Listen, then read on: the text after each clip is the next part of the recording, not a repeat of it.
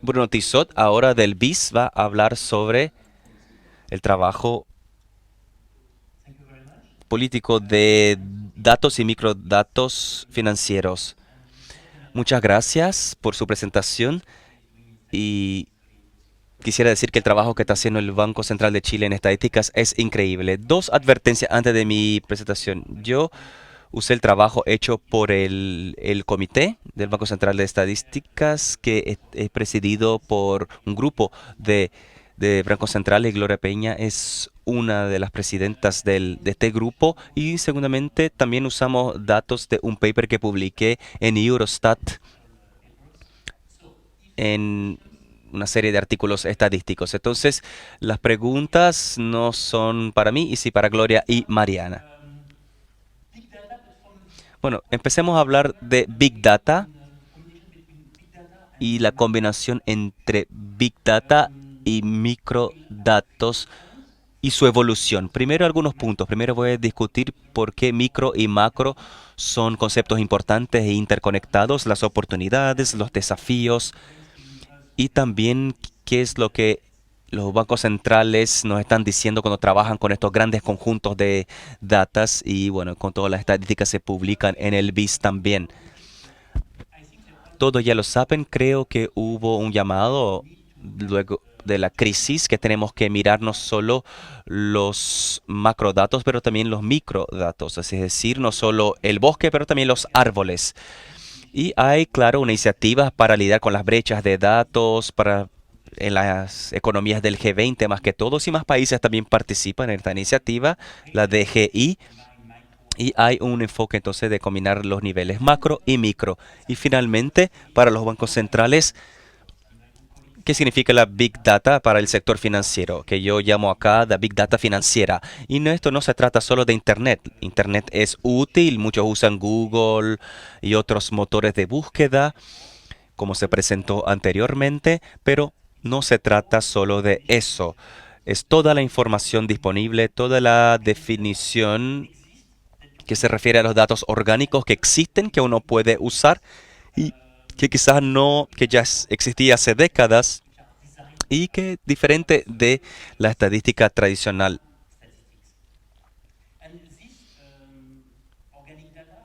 Y estos datos orgánicos son subproductos de todas las actividades, Internet, huellas digitales, pero también actividades financieras, actividad comercial, como operaciones de tarjeta de crédito, y también actividades administrativas, catastros, registros tributarios, etcétera.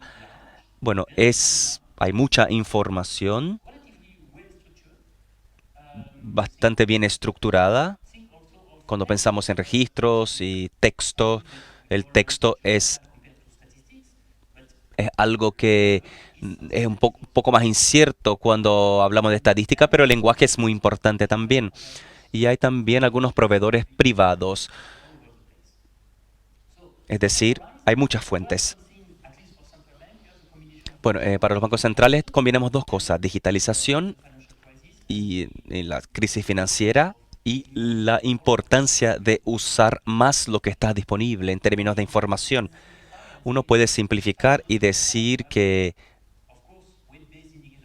tenemos indicadores web, pero también registros administrativos, conjuntos de datos comerciales e indicadores basados en la web. Piensen, por ejemplo, datos financieros. ¿Qué es lo que ocurre en el mercado minuto a minuto? Estamos empezando a explorar esta información. Por algunos bancos centrales esto es importante. En Japón están analizando información de liquidez de los mercados a partir de los bonos de gobierno. Y todo esto ya existía claramente como información, y ahora estamos recién empezando a usarla. Oportunidades, 5 mensajes clave. Primeramente, hay información micro que es relevante desde la perspectiva macro. No es solo microinformación agregada. Es decir, la microinformación en sí es importante. Hay microsituaciones que tienen una importancia sistémica. Eso se vio en la crisis y es no lineal, es decir, si agregamos microinformación, podemos muchas veces ignorar ciertas informaciones y riesgos porque no estamos mirando las situaciones individuales. Y por eso en el BIS estamos monitoreando instituciones globales, bancos globales y hacemos esto recolectando información de 25 bancos en todo el mundo y la idea no es agregar información de los 25 bancos. Esta agregación no significa mucho. Lo que es importante es ver la situación de cada banco sistémico comparado con otro y podemos hacer el mismo argumento para otras estadísticas, por ejemplo, derivativos, mercados derivativos. Tenemos muchos agentes importantes en estos mercados de recompra y etcétera. El segundo punto, la distribución, también es muy importante. En realidad deben ir más allá del agregado y ver la distribución. Están viendo hogares que son pobres, hogares que son ricos. Ayer se mencionaron las pymes versus grandes multinacionales, etcétera. Entonces, en realidad necesitan ver más la distribución de la información. Y esto claramente se ha hecho importante después de la crisis, debido a la respuesta de la política. Ustedes tienen herramientas macroprudenciales, entonces principalmente bancos centrales involucrados en esto y por ejemplo quisieran centrarse en mercados específicos o ver grupos específicos, por ejemplo las personas que están comprando su primera casa, pero quieren separar los grupos que están viendo. Y luego quieren ver cosas muy específicas, hipotecas, indexadas o no, la tasa de interés de corto plazo. Entonces, si quieren tener estas herramientas macroprudenciales, en realidad deben profundizar los agregados y ver que está más allá de la información superficial. Bien, de todos modos, la utilidad de esta microinformación la pueden utilizar para construir datos tradicionales. Entonces, tienen muchos puntos pequeños, pueden compilar y agregar. Y la parte de la granularidad pequeña, si es buena, entonces los agregados son mejor. Y por supuesto que los bancos centrales están sumamente interesados en esta información sumamente granular a fin de construir sus agregados macro, crédito por crédito, valor por valor. Es casi una condición necesaria para construir el flujo de fondos. Tienen que tener ese tipo de información a fin de construir el macro. ¿Y por qué es útil? Bueno, porque tienen muchas ventajas. Primero, son muy grandes, cubren toda la economía, sumamente flexible, pueden recombinar y además normalmente no es una carga sobre la economía, entonces no están diseñando una nueva encuesta de estadística solamente utilizando información que haya sido recopilada. Muy interesante. Bien. La cuarta oportunidad, el diseño de la política. Entonces, después de la crisis, claramente se requiere tener una política más basada en la evidencia. Un poco cierto para lo macroprudencial. Las personas que están supervisando los bancos o seguros quieren tener una estimación del impacto de lo que se está generando y por esto necesitan valores y ver cuál será el impacto de las medidas que quieren movilizar.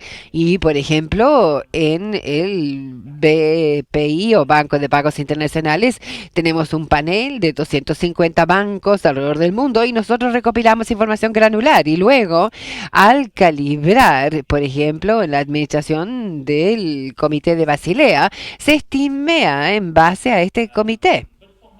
Pero para las macropolíticas también, en realidad necesitan tener esta evaluación del impacto para las autoridades macroprudenciales, las fiscales y demás, especialmente para la política monetaria y todas las herramientas no convencionales.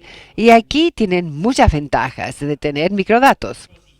Primero es granular, entonces pueden obtener dimensiones muy distintas. Es sumamente rico porque pueden utilizar los mismos datos para distintas políticas, distintos formuladores de política o distintos tipos de política. Es flexible, una vez más, no tienen por qué hacer otra recopilación de datos. Simplemente, como les dije, para el QIS tienen este panel de 250 bancos y utilizan la información que ya han recopilado y la utilizan de un modo muy flexible. Y es muy rico porque pueden comprender el efecto de retroalimentación, la respuesta de los agentes económicos, las consecuencias de las decisiones de política y también el impacto entre políticas.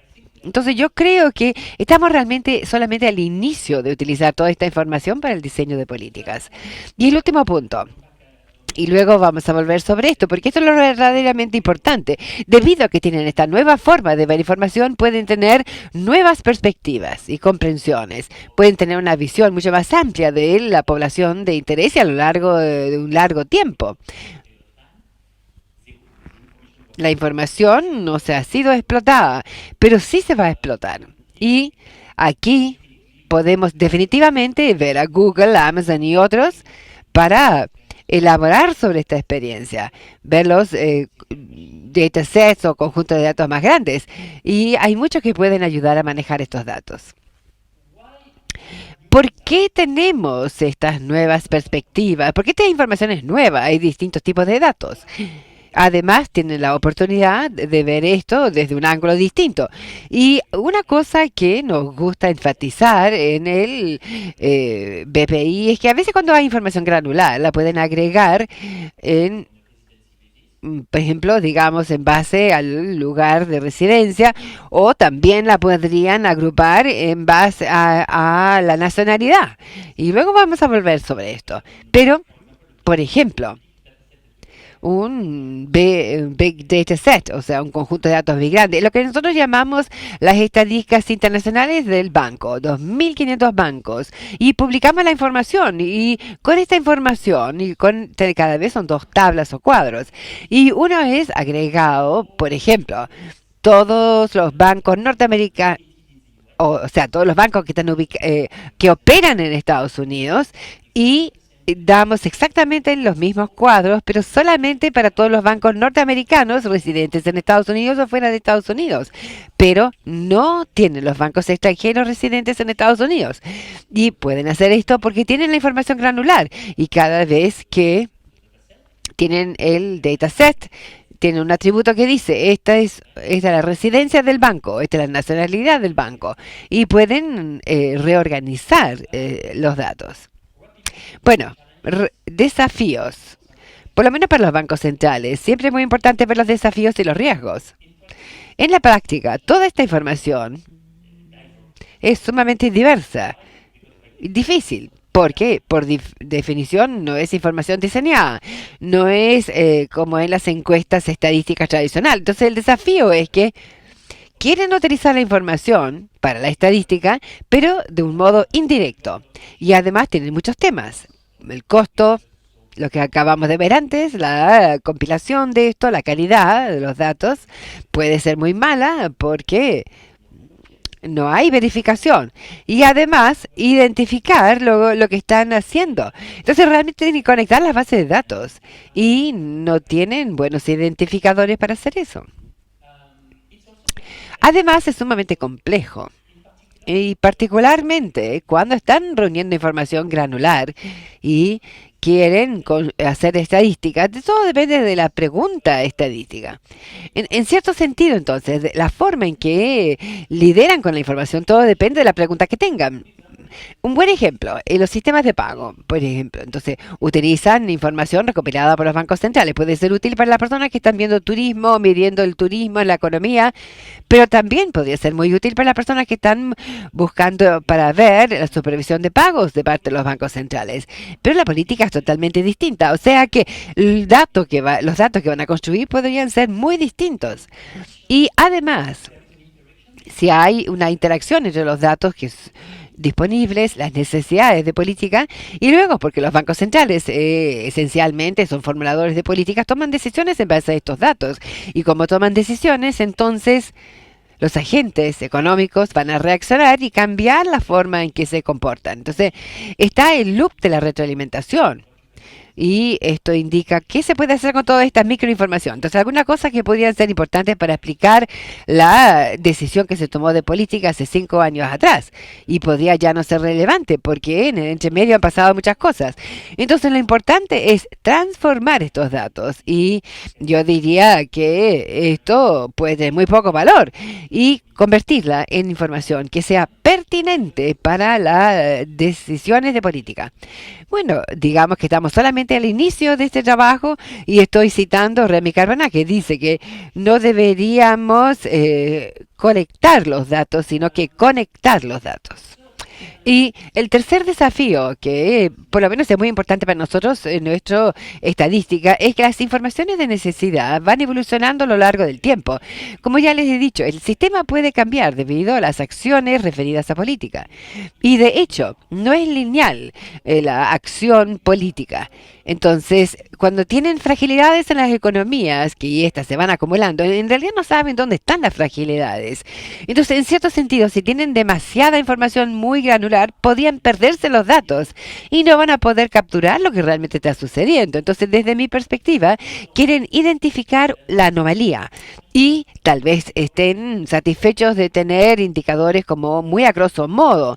Pero una vez que tengan una crisis, ahí quieren rápidamente profundizar en la situación y a un nivel muy micro para ver qué es lo que está pasando. Entonces, en cierto sentido, sus necesidades de información tampoco es lineal en el tiempo. Entonces, precrisis pueden estar viendo los agregados macro o los imbalances o desequilibrios, pero después de la crisis tienen que ir granular. Y luego cuando tengan una segunda crisis, la información granular, que fue importante cuando tuvieron la primera crisis, tal vez no sea relevante cuando tengan la segunda crisis. Entonces, esta dependencia del tiempo también le agrega su complejidad a los desafíos en el uso de los microdatos. Ahora, ¿qué nos dicen los bancos centrales cuando están aprendiendo a utilizar los datos financieros? Bueno, mucho que tiene que ver con recursos, TI, personal, seguridad, y tienen que rediseñar su generación de estadística, pero necesitan documentar los datos, etcétera. Y además tienen el riesgo de repetición, porque las personas están entregándole datos a las autoridades y que son como los bancos centrales que tienen una reputación que mantener. Por lo tanto, al hacer esto, hay que asegurarse de preservar la confiabilidad de los datos. Entonces, por ejemplo, cuando estamos reuniendo información para el sistema global de bancos, pasamos mucho tiempo asegurándonos de que la información eh, no pueda ser filtrada. Y hay muchos temas estadísticos, porque si utilizan conjuntos de datos, datasets que vienen de afuera, entonces el Banco Central podría estar utilizando los datasets que vienen de los proveedores comerciales, veamos, Google Search o otros. El simple hecho de que están utilizando la información que proveen los proveedores comerciales y ustedes son el Banco Central, ustedes les están entregando su reputación. De hecho, están endosando la calidad de los conjuntos de datos. Y si ustedes en realidad no saben cuál es la cualidad subyacente del dataset, están asumiendo un riesgo. Ahora, utilizar datos financieros, Big Data, es también un desafío. Porque nosotros no siempre estamos seguros, o por lo menos de acuerdo a lo que nos dicen los bancos centrales, si es que la información es precisa o no. Entonces, primero, en realidad no saben lo que se está llamando la estadística, el sesgo de cobertura. No todo el mundo está en Twitter, entonces cuando ven los mensajes Twitter, parte de la población se le está escapando. También, debido a que tienen conjuntos de datos muy grandes, observaciones, es muchísima cantidad de datos en comparación a los datos que obtienen de una encuesta. Y entonces pueden tener la precisión de una muestra de datos muy muy grande, por ejemplo el 80% de la población, y que podría no ser tan buena en comparación a las encuestas estadísticas tradicionales. Y este también afecta el riesgo de la reputación para los formadores de política al utilizar esta información. Porque sí, la información utilizada es de mala calidad y si están basando sus decisiones en esta información, entonces están en riesgo de tomar una decisión que no tiene una buena base, un buen fundamento. Y el último punto mencionado también por los bancos centrales es que el riesgo para los organismos que toman decisiones, debido a que tienen toda esta información y tienen una tendencia a reaccionar a la información muy nueva, en vez de ver los temas en más largo plazo. Por ejemplo, las fragilidades que se van desarrollando en la economía. Entonces quieren ir ajustando sus comunicaciones porque pueden tomar acciones rápidamente y ver las reacciones de los agentes económicos. Entonces pasan mucho tiempo trabajando en este loop hacia atrás. Y a veces tienen modelos que son cajas negras y tienen que comunicar por qué están tomando una decisión. Entonces pueden ustedes llegar y decir, vamos a subir las tasas de interés porque ayer estábamos viendo los datos de Amazon o los mensajes de Twitter y decidimos si debemos subir las tasas de interés. Un poco engañoso. Hay que contar otra historia. Y si tienen todos estos cálculos de la caja negra o cálculos técnicos, no es fácil. Bueno, dos ejemplos en base a la estadística y el trabajo estadístico que hemos estado haciendo en el BPI y quisiera enfatizar. Uno, lo que dije antes, la calidad de la información. Nosotros hicimos una encuesta de 3 depositorios de datos. Tuvimos una crisis y le pedimos a todas las personas que nos entregue los datos de sus transacciones. Una gran cantidad de información que se está recién empezando a reunir y analizar. Y son datos muy grandes. 1.000 observaciones en Europa. No, perdón. 100 millones de data points por día. Y si le preguntamos a los bancos qué se hace con los datos, ellos dicen, bueno, cuando uno ve los amarillos, ellos sienten fuertemente de que los datos no están armonizados.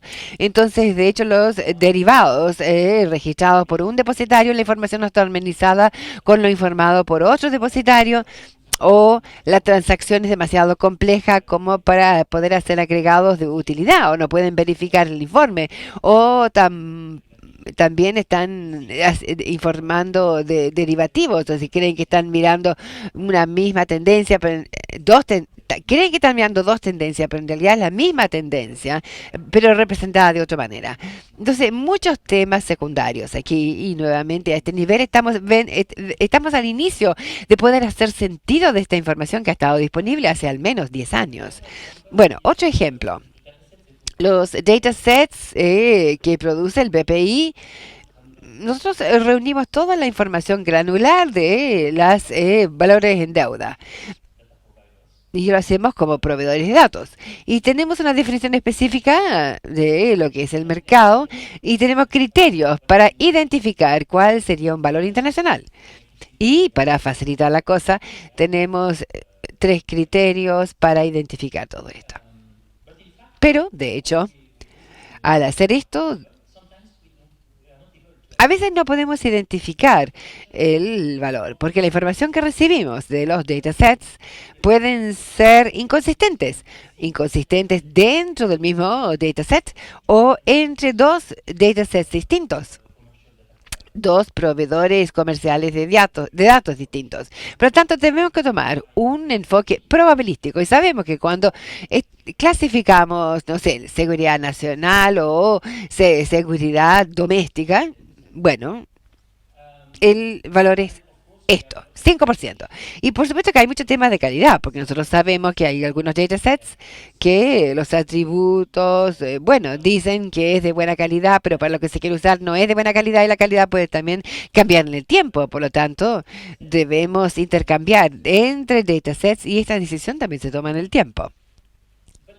Pero, de todos modos, pensamos que sí podemos ganar grandes perspectivas de esta información tan granulada. Primero, podemos construir muchísimos indicadores, temas de pagos, etcétera, créditos, y podemos tener desgloses sumamente detallados y que podemos modificar de un modo muy flexible. Ver, por ejemplo, instrumento, moneda, tasa de interés, madurez, garantías, etcétera. Podemos cruzar la información y y generar múltiples gráficos. Y es muy flexible porque depende mucho, o sea, de la ecuación de la política. Y una pregunta que se está haciendo muy importante ahora es, ¿quién está activo en este mercado global?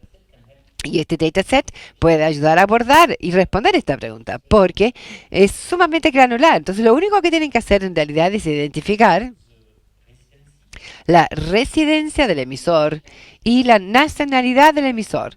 O sea, para ver quién controla el emisor.